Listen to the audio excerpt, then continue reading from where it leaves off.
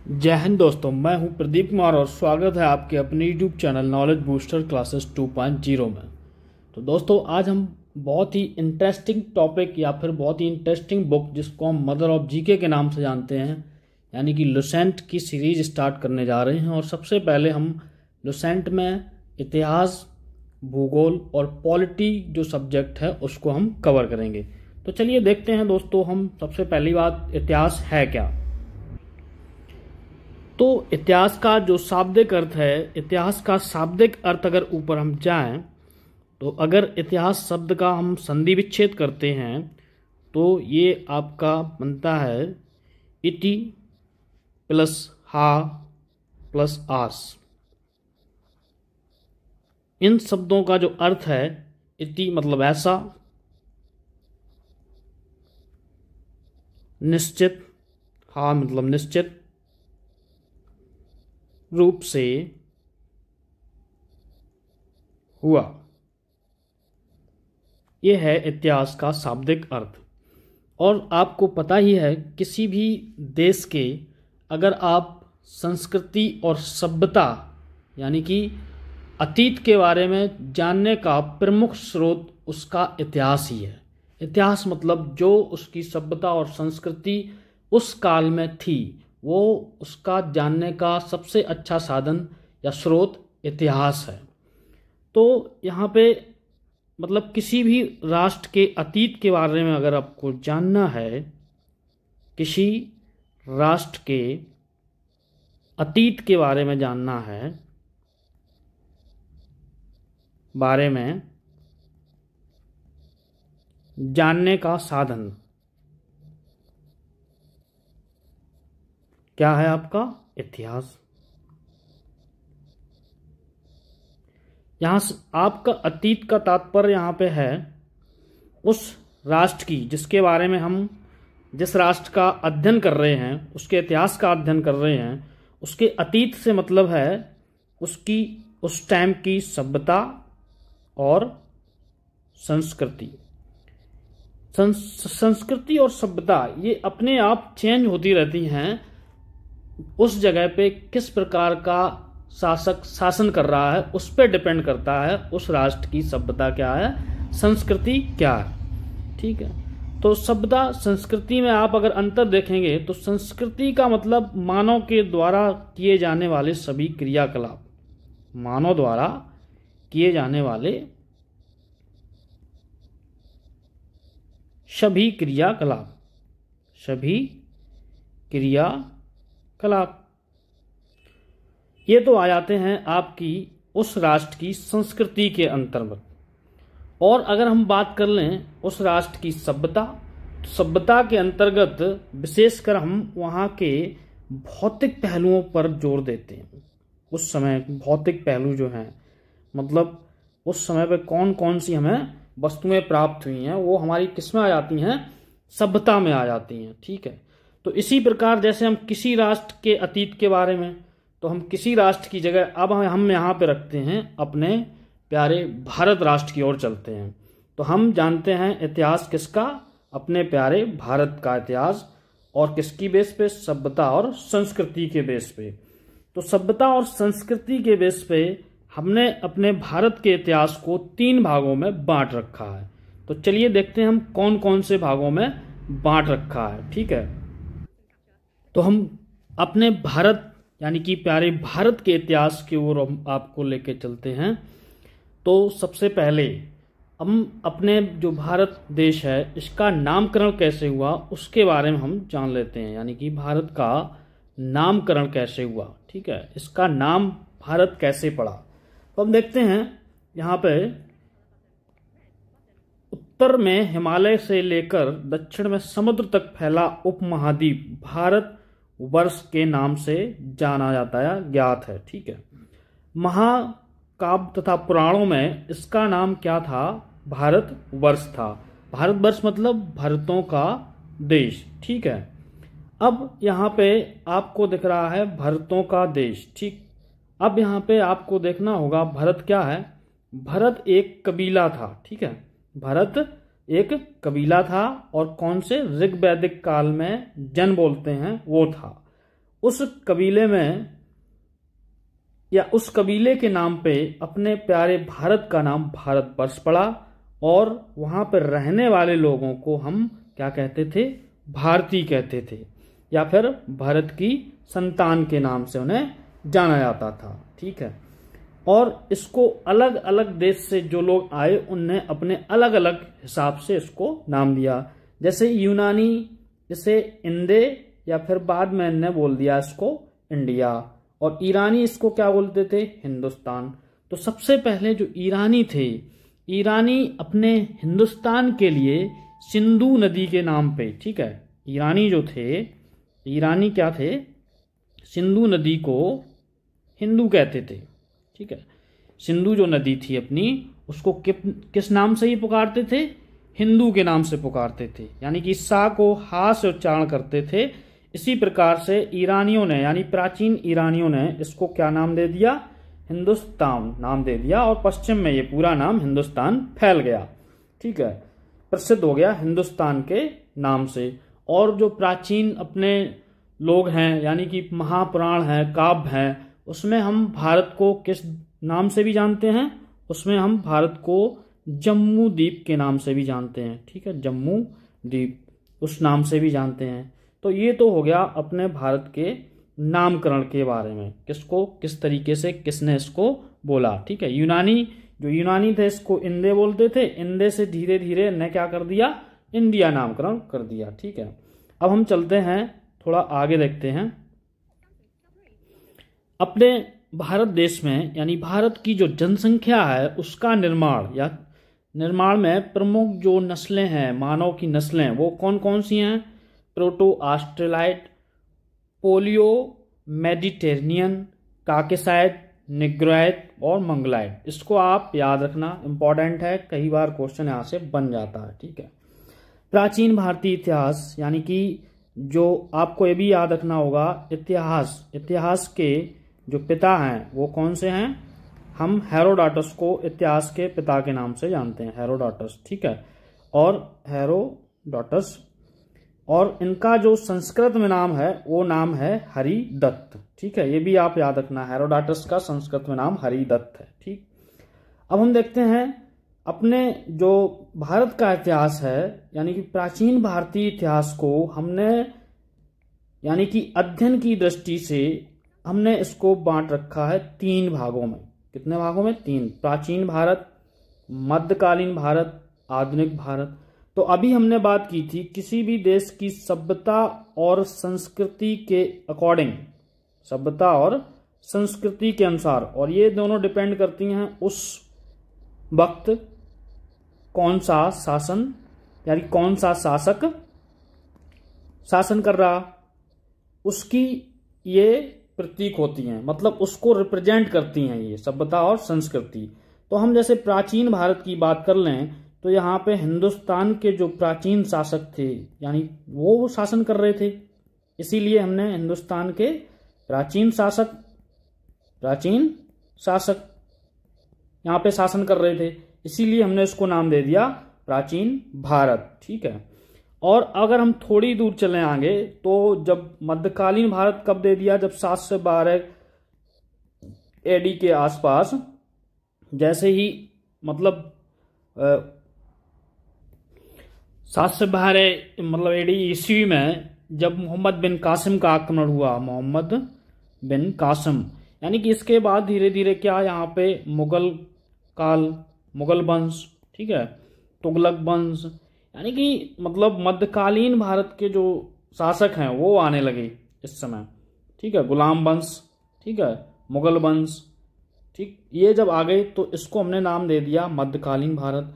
प्राचीन भारत में क्या थे, मौर्य जो साम्राज्य था अपना, शुंग वंश था। ठीक है, ऐसे जो बिंदुसार कर रहे थे, यानी कि जो भारत के प्राचीन शासक जब शासन कर रहे थे तब सभ्यता और संस्कृति और थी, तब इसको हमने नाम दिया प्राचीन भारत। इसके बाद मध्यकालीन भारत, और जब अंग्रेज आ गए तो इसको हमने डिवाइड कर दिया आधुनिक भारत। और इसको जो 3 भागों में डिवाइड करने का जो श्रेय जाता है उसको किसको जाता है, क्रिस्टोफ सेलियरस, ये नाम याद रखना, ने प्राचीन भारतीय इतिहास को 3 भागों में विभक्त किया था।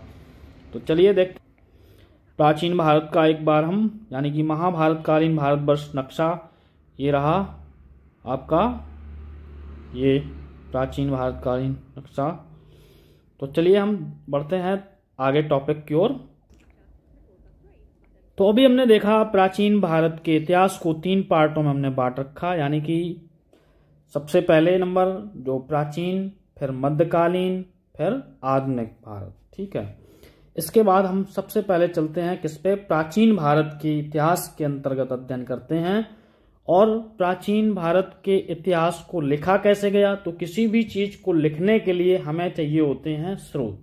ठीक है, उसको बोलते हैं हम प्राचीन भारतीय इतिहास के स्रोत। इतिहास कैसे लिखा जाएगा, इतिहास वहां से प्राप्त वस्तुओं से लिखा जाएगा या वहां से प्राप्त शासकों की, अभी हमने बात की सभ्यता और संस्कृति। सभ्यता मतलब उन भौतिक पहलुओं को देखा जाएगा जो पिछले वहां पे क्या थे। ठीक है, तो इसी बेस पे हम अपने इतिहास को लिखते हैं।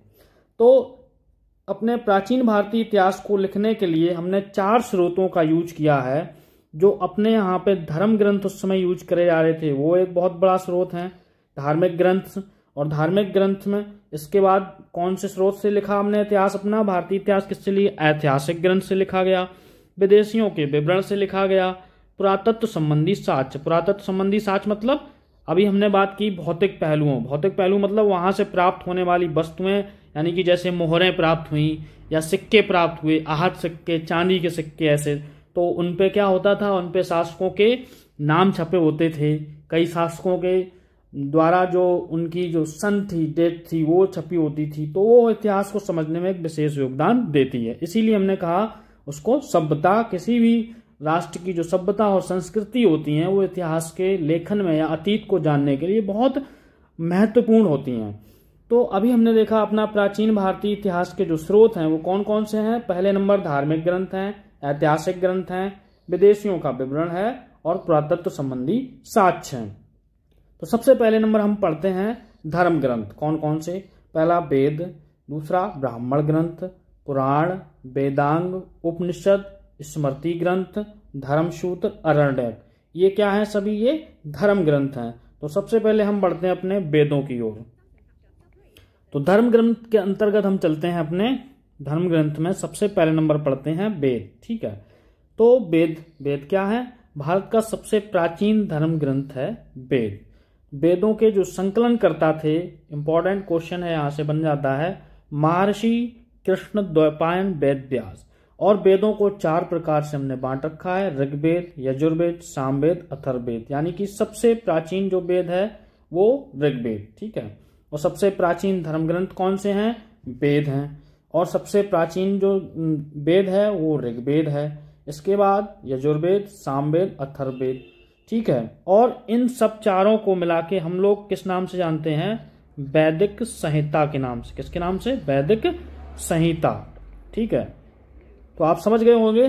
तो अब सबसे पहले हम चलते हैं अपने किसकी ओर, ऋग्वेद की ओर। ऋग्वेद ऋचाओं के क्रमबद्ध ज्ञान के संग्रह को ऋग्वेद कहते हैं। ऋचा मतलब, ऋचा एक आप जान के चलेंगे कि ये पद जो फॉर्म में होती हैं उसको हम ऋचा बोलते हैं। ठीक है, तो ऋचाओं के क्रमबद्ध ज्ञान को हम ऋग्वेद कहते हैं। और ऋग्वेद में अपने 10 मंडल हैं। मंडल मतलब अध्याय हैं। कितने अध्याय हैं इसमें, 10 अध्याय हैं। और इसमें जो सूक्त हैं 1028 सूक्त हैं। यहाँ से क्वेश्चन बन जाता है, ध्यान से देखना आप। और जो ऋचाएं हैं इसमें ये हैं 10,462 ऋचाएं हैं। ऋचाएं मतलब पद हैं, यानी कि ऋचाओं को पढ़ने वाला जो है, ऋग्वेद की जो ऋचाएं पढ़ने वाला है उस ऋषि को हम किस नाम से जानते हैं, होत ऋषि। कई बार क्वेश्चन पूछा गया, होत इससे बन जाता क्वेश्चन, याद रखना आप। और जो ऋचाएं दी गई हैं इसमें इंद्र जो हैं देवता उनको समर्पित हैं 250 ऋचाएं, और जो अग्नि देवता हैं उनको समर्पित हैं अपनी 200 ऋचाएं। ठीक है, अब हम बढ़ते हैं जो ऋग्वेद है। ऋग्वेद हम पढ़ रहे हैं, ऋग्वेद को किस दृष्टि से देख रहे हैं, इतिहास के स्रोत के रूप से। यानी कि ऋग्वेद से हमें वैदिक कालीन इतिहास पता चलता है, यानी वैदिक संस्कृति और सभ्यता के बारे में हमें पता चलता है। तो वैदिक संस्कृति मतलब आर्यों की संस्कृति। तो आर्यों की सबसे पहले हमें राजनीतिक प्रणाली यहाँ से समझ में आती है, और इसके बारे में हम डिटेल से पढ़ेंगे। वैदिक सभ्यता भी चैप्टर आएगा, अभी हम केवल इतिहास के स्रोत पढ़ रहे हैं। तो आर्यों की राजनीतिक प्रणाली यहाँ से आपको पता चलती है। और ऋग्वेद का जो तीसरा मंडल है उसके रचयिता कौन से हैं? विश्वामित्र जी हैं।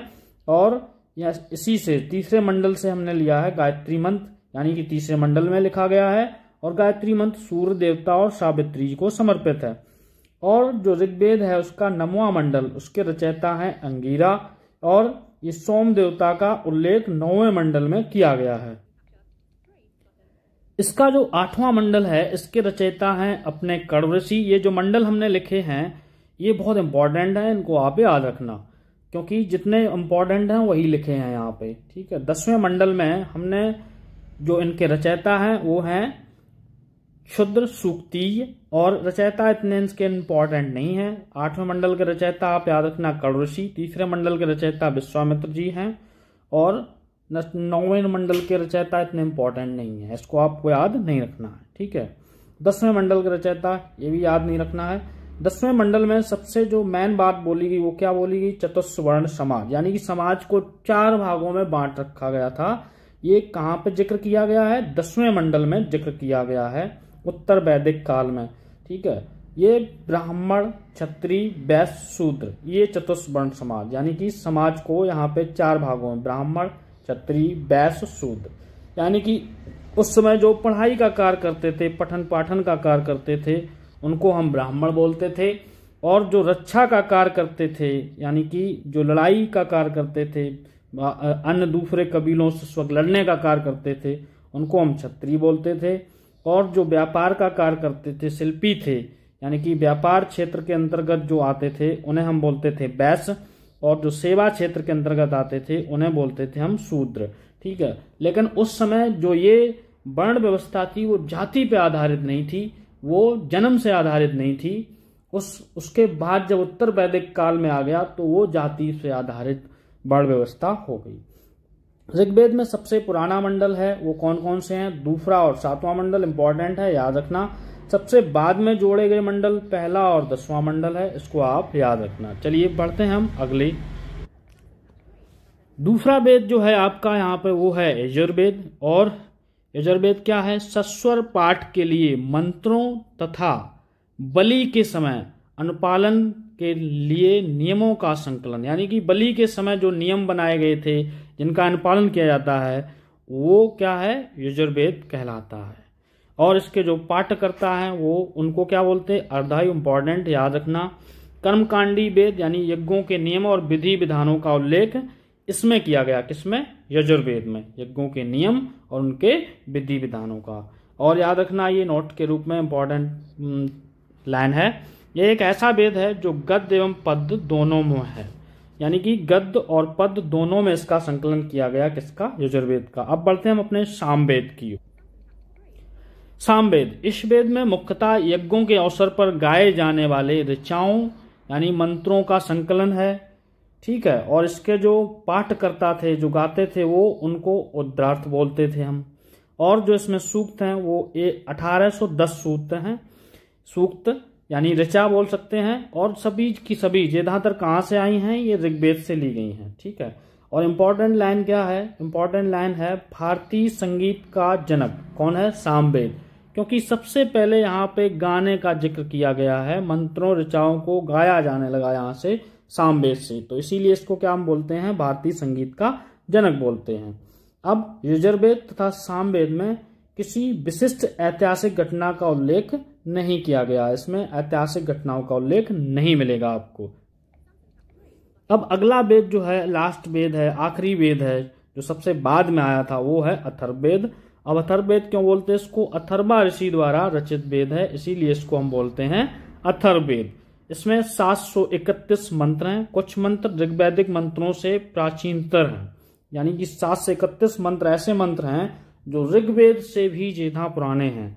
और इसमें 6000 पद दिए गए हैं, यानी कि जो पूरी ऋचाएं हैं, कितनी ऋचाएं हैं इसमें?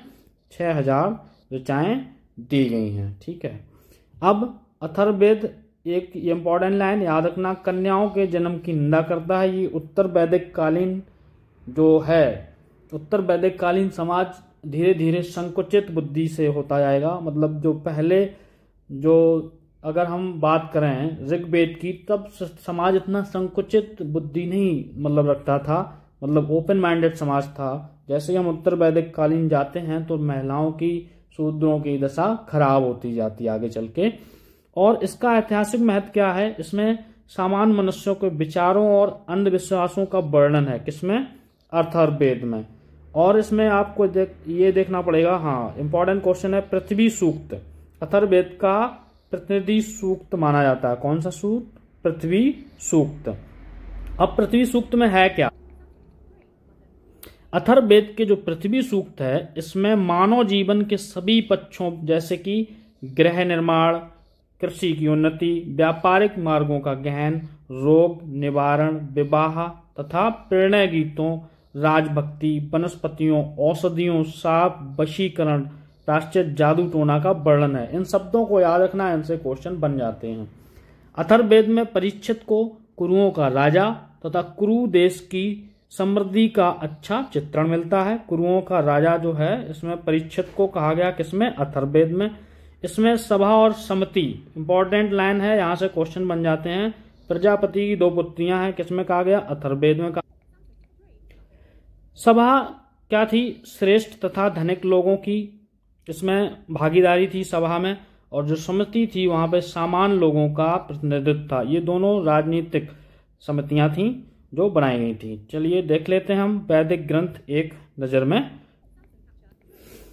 तो जो ये वेद थे, वेद को पढ़ना थोड़ा कठिन था, तो इसको सरल करने के लिए हमने इनके कई भाग कर दिए, और इन्हीं भागों को हम किस नाम से जानते थे, ब्राह्मण, और कुछ को हम नाम से जानते थे आरण्यक और उपनिषद। ये सब किसी के पार्ट हैं, वेदों से ही कहीं ना कहीं वेदों को समझने के लिए इनका उपयोग किया जाता था।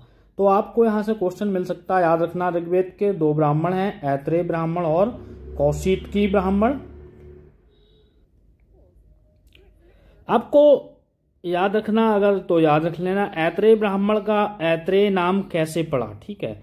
तो एक महीदास के नाम थे जिसने इसकी रचना की, महीदास, और इनकी माता का नाम था इत्रा, ठीक है। तो इत्रा के नाम से महीदास का नाम ऐत्रेय पड़ गया। महीदास क्या हो गए, ऐत्रेय, क्या हो गए, ऐत्रेय। और ऐत्रेय ब्राह्मण की इन्होंने रचना की तो उसको ऐत्रेय ब्राह्मण बोल दिया गया। और कौशितकी ऋषि थे, उन्होंने इसकी रचना की थी, कौशितकी बोल दिया। तो इतना अंदर से नहीं पूछा जाएगा आपसे। तो बढ़ते हैं हम अगले की ओर। और जो ये अरण्यक है, किसके, ऋग्वेद के अरण्यक 2 हैं, ऐत्रेय अरण्यक, कौशितकी अरण्यक। उपनिषद, ऐत्रेय उपनिषद, कौशितकी उपनिषद। सामवेद के तांडव ब्राह्मण, षड्विश ब्राह्मण, जैमिनी ब्राह्मण। और उपनिषद कौन से हैं, छंदोग उपन्यास और जैमिनी अरण्यक, उपनिषद नहीं सॉरी अरण्यक, ठीक है। उपनिषद कौन से हैं इसके, छंदोग और जैमिनी उपनिषद भी हैं, किसके, सामवेद के। दोनों जो अरण्यक हैं वही उपनिषद, दोनों एक ही नाम से हैं, लेकिन दोनों में अलग अलग मैटर दिया गया है। अब हम जिक्र कर लेते हैं यजुर्वेद के जो ब्राह्मण हैं, तैत्रीय ब्राह्मण, शतपथ ब्राह्मण। याद रखना, दोनों इंपॉर्टेंट, कई बार पूछे गए हैं एग्जामों में। तैत्रीय अरण्यक, शतपथ अरण्यक, ये इनके अरण्यक हैं, ये हैं ब्राह्मण। तो ब्राह्मण से आप समझ रहे होंगे, अगर कोई ब्राह्मण पूछता तो क्या है, ब्राह्मण क्या है कि जो वेद हैं, वेदों के ही भाग हैं ब्राह्मण, ठीक है। और अरण्यक और उपनिषद क्या है, वेदों को समझने के लिए बनाए गए ग्रंथ। अरण्यक उपनिषद क्या है, वेदों को समझने के लिए बनाए गए ग्रंथ हैं। और इसका तैत्रीय उपनिषद यजुर्वेद से संबंधित है। बृहदारण्यक उपनिषद इसी से है। बृहदारण्यक उपनिषद जो है ये सबसे बड़ा उपनिषद है, सबसे बड़ा उपनिषद। उपनिषद टोटल कितने हैं, 108। 108 में से सबसे बड़ा उपनिषद कौन सा है, बृहदारण्यक, ठीक है। इसके बाद ईशोपनिषद, मैत्रेयी उपनिषद, कंठोपनिषद, श्वेताश्वर, ये सब किसमें है, इसी में है, ठीक है। और अब आ जाते हैं हम सामवेद पे। सामवेद का एक ही ब्राह्मण है, गोपद ब्राह्मण, और इसके जो अरण्यक हैं वो नहीं है। और जो उपनिषद हैं 2 हैं, प्रश्नोपनिषद और मांडुक्योपनिषद। जो मांडुक्योपनिषद है ये सबसे छोटा उपनिषद है, सबसे बड़ा ब्राह्मण और सबसे छोटा मांडुक्योपनिषद। तो बढ़िए हम अगले क्वेश्चन की ओर बढ़ते हैं, अगले टॉपिक में। तो अब समझ लेते हैं ब्राह्मण है क्या। ब्राह्मण वैदिक संहिता यानी कि वेद की व्याख्या करने के लिए लिखे गए ग्रंथ। अभी हमने बात की थी ब्राह्मण क्या है, ठीक है, ब्राह्मण क्या है, तो क्या है ये वैदिक संहिता यानी कि वेदों की व्याख्या करने के लिए जो ग्रंथ बनाए गए वो कौन है, ब्राह्मण है, यानी कि वेदों के ही भाग हैं। ये केवल गद्य में लिखे गए हैं। प्राप्त जानकारी, इनसे हमें जानकारी क्या प्राप्त होती है, ब्राह्मण ग्रंथों से हमें परीक्षित के बाद बिंबिसार की पूर्व की घटनाओं का ज्ञान प्राप्त होता है। यानी कि किससे किससे लेके, जो राजा परीक्षित हैं, परीक्षित से लेके बिंबिसार की जो शासन की घटनाएं हैं वो हमें किससे मिलती हैं, ब्राह्मणों से मिलती हैं।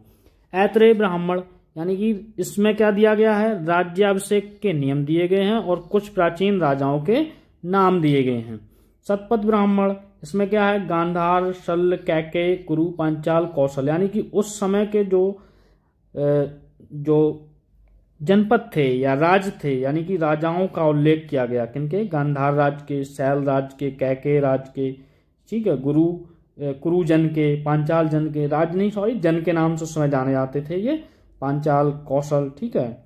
अब शतपथ ब्राह्मण में स्त्री को पुरुष की अर्धांगिनी कहा गया, किसमें, शतपथ ब्राह्मण में। अब हम पढ़ते हैं अरण्यक किसे कहते हैं, उसको भी देख लेते हैं। तो अरण्यक इस शब्द का अर्थ है वन में लिखा जाने वाला, यानी कि अरण्यकों की रचना कहाँ पे हुई, वन में हुई, और ये मुख्यतः वनों में रहने वाले सन्यासियों और छात्रों के लिए लिखे गए हैं। कई जगह तो ऐसा आपको पढ़ने को मिलेगा कि ये केवल वनों में ही पढ़े जा सकते हैं, अदरवाइज ये वनों के अलावा पढ़ने के लिए वर्जित हैं, दूसरी जगह पर इसको नहीं पढ़ा जा सकता। आरण्यक यज्ञ से जुड़े कर्म कांडों की दार्शनिक और प्रतीकात्मक व्याख्या करते हैं, कौन, अरण्यक। अब हम, ये तो हो गई जानकारी अरण्यक के बारे में। अब हम बात कर लेते हैं उपनिषद की।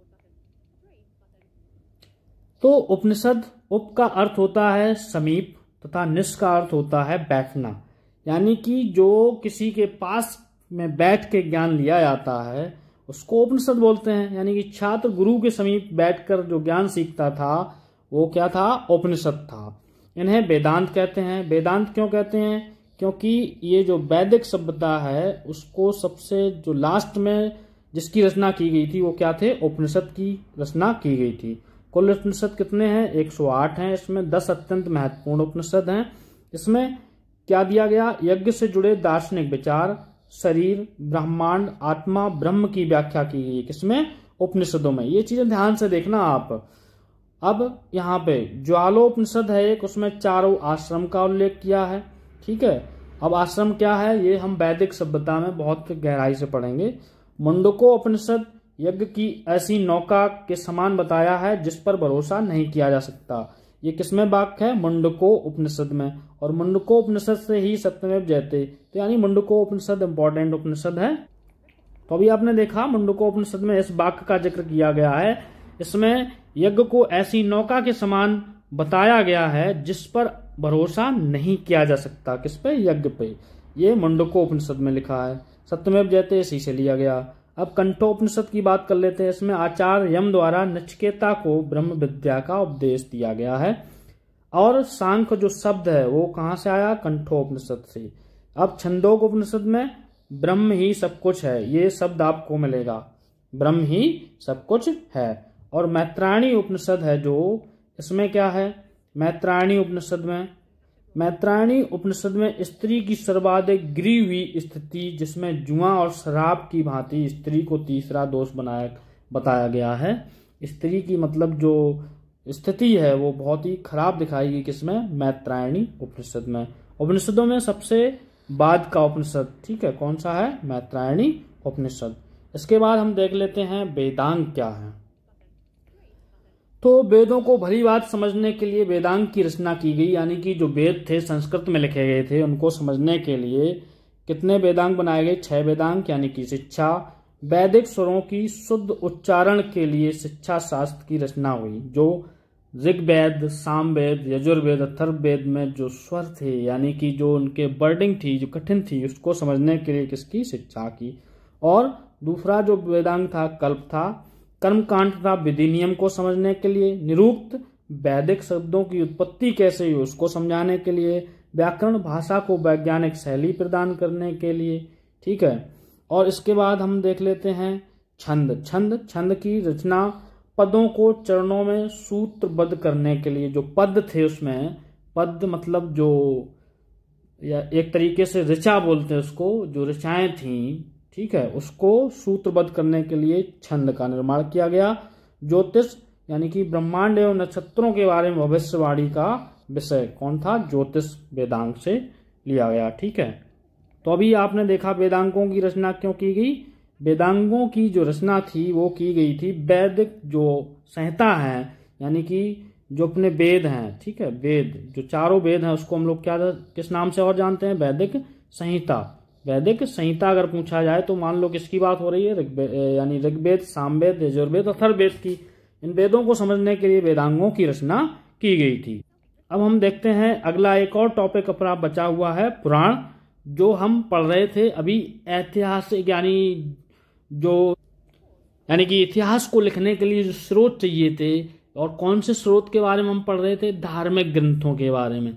इसके बाद हम लोग धार्मिक ग्रंथ जब पढ़ लेंगे तब हम पढ़ेंगे ऐतिहासिक ग्रंथों के बारे में, और ऐतिहासिक ग्रंथ जो होंगे वो हम पढ़ेंगे अगली क्लास में। बहुत लंबी क्लास हो जाएगी नहीं तो ये। तो अभी हमने पढ़ी पूरी धार्मिक ग्रंथ, और हम एक टॉपिक और बचा इसमें, वो देख लेते हैं हम पुराण। तो पुराणों के बारे में हम देख लेते हैं। ये रहे पुराण। भारतीय ऐतिहासिक कथाओं का सबसे अच्छा और क्रमबद्ध विवरण पुराणों में मिलता। कहाँ पे मिलता है? भारतीय ऐतिहासिक कथाओं का। तो अभी आपने देखा कि किसी भी राष्ट्र के इतिहास को लिखने के लिए धार्मिक ग्रंथ, ऐतिहासिक ग्रंथ या फिर विदेशियों के विवरण, ठीक है, ये इंपॉर्टेंट वस्तुएं होती हैं किसी भी देश के इतिहास को लिखने के लिए। तो इसको देखते हुए हम देखते हैं जो पुराण है अपना, तो पुराण में ऐतिहासिक कथाओं का, किसका? ऐतिहासिक कथाओं का। ऐतिहासिक कथाओं का जब यहाँ पे उल्लेख किया गया है तो इसमें इतिहास की जानकारी मिलती है। सबसे अच्छा क्रमबद्ध विवरण पुराणों में मिलता है, ठीक है। पुराणों के रचयिता कौन है? लोमहर्ष, याद रखना इंपॉर्टेंट क्वेश्चन है। और उनके पुत्र उग्र शिरवा। इनकी संख्या कितनी है? पुराणों की 18 है। और महत्वपूर्ण पुराण कौन से हैं? मत्स्य पुराण, इसमें आंध्र और सातवाहन वंश। पूछ सकता आपसे मत्स्य पुराण में किस वंशों की वंशावली दी गई है? तो आंध्र और सातवाहन वंश का जिक्र किया गया है। वायु पुराण में गुप्त वंश का, विष्णु पुराण में मौर्य वंश का, और भगवत पुराण में कृष्ण भक्ति का इसमें विवरण दिया गया है, ठीक है। तो आगे देखते हैं हम। जो स्त्रियां तथा शूद्र जिन्हें वेद पढ़ने की अनुमति नहीं थी, वे सभी पुराण सुन सकते थे। केवल पुराणों को सुनने की अनुमति यहाँ पे दी गई है। सामाजिक एवं सांस्कृतिक दृष्टि से अग्नि पुराण का काफी महत्व है, जिसमें राजतंत्र के साथ साथ कृषि संबंधी विवरण भी दिया गया है। तो इसी के साथ अपना जो धार्मिक ग्रंथ का टॉपिक है, किसी मतलब ऐतिहासिक स्रोत में से प्राचीन भारत के ऐतिहासिक स्रोत, यानी इतिहास का जो स्रोत है उसमें सबसे पहला जो था धर्म ग्रंथ, उसको हमने कंप्लीट कर लिया है। अब धर्म ग्रंथ को पढ़ने के बाद हम पढ़ेंगे ऐतिहासिक ग्रंथ। कौन सा पढ़ेंगे? ऐतिहासिक ग्रंथ। वो होगा अपना अगली क्लास में। और ये दोस्तों लुसेंट की क्लास है, और ये जो हैंड रिटन नोट्स हैं इनको अगर आपको चाहिए तो आप हमको कमेंट करके बता देना, तो हम टेलीग्राम चैनल बना के उसी पे डाल देंगे, तो आप वहाँ से PDF इनकी ले लेना। तो इसी के साथ दोस्तों जय हिंद, और बने रहिए, और आशा करता हूँ आप सभी स्वस्थ होंगे। और क्लास को ज़्यादा से ज़्यादा फॉरवर्ड करिए, और लाइक कीजिए, शेयर करिए, और सब्सक्राइब, अगर आपको क्लास अच्छी लग रही है तो सब्सक्राइब जरूर करिए, दूसरे लोगों तक पहुंचाइए। तो ये थी लुसेंट की अपनी पहली क्लास, ठीक है दोस्तों, जय हिंद।